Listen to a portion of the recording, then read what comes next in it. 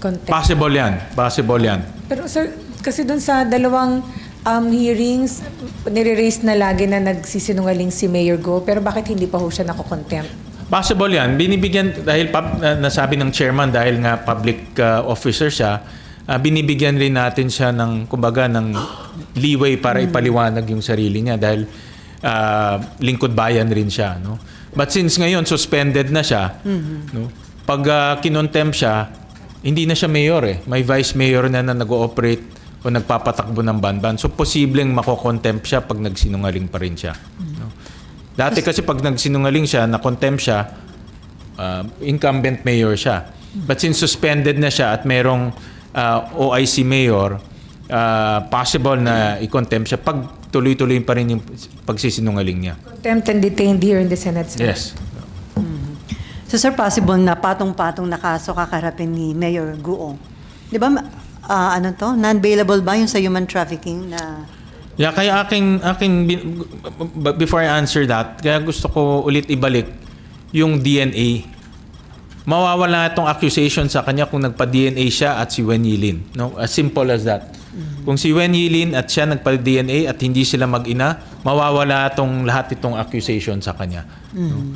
So, kung ako sa kanya, magpa-DNA test na siya.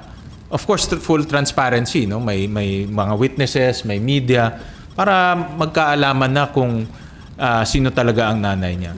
So, doon sa hearing ba next week, kasama na rin yung nangyaring pag-raid sa Porac, Pampanga? Yes, kasama na. According to the committee, isasama na yung discussion dito sa raid ng Porac.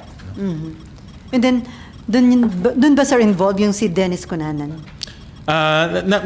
Nabasa ko lang sa statement ni Senator Risa, being the chairperson, siyempre siya ang may call kung imbitahan si Dennis Cunanan. But nabasa ko na imbitahan siya, no? Dahil nga naging consultant siya sa Lucky South 99 at if I'm not mistaken sa Hongsheng, naging consultant siya. Both of which connected sa human trafficking, scamming, and torture. Sir, dito sa tinatakbo ng issue sa Pogo at kay Mayor Alice Guo, do you think mahaba pa ito or malapit na matapos?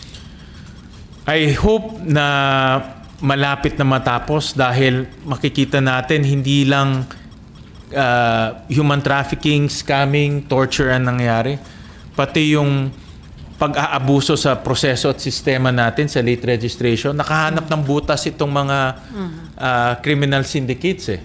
Kung hinayaan natin sila at wala tayong gagawin sa late registration natin, magiging Pinoy ang mga sindikatong yan. Hindi malayo na magiging Pinoy sila kasi nakakita sila ng butas eh.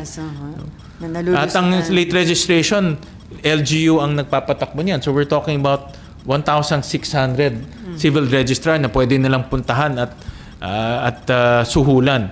No? Dahil anywhere pumunta ka doon, pwede kang i-issuean ng late registration birth certificate at automatic magiging Pinoy ka. Okay, last two question, Marlon and then Nina.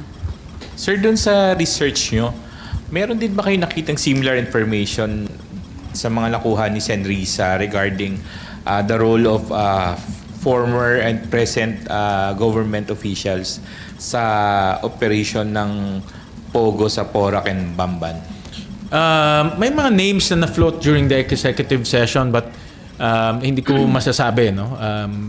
But may mga names. No? Nabanggit ko nga na marami ng connection ng Pogo, yung Pogo, yung Galamay na kumakalat na may mga names sa political circle.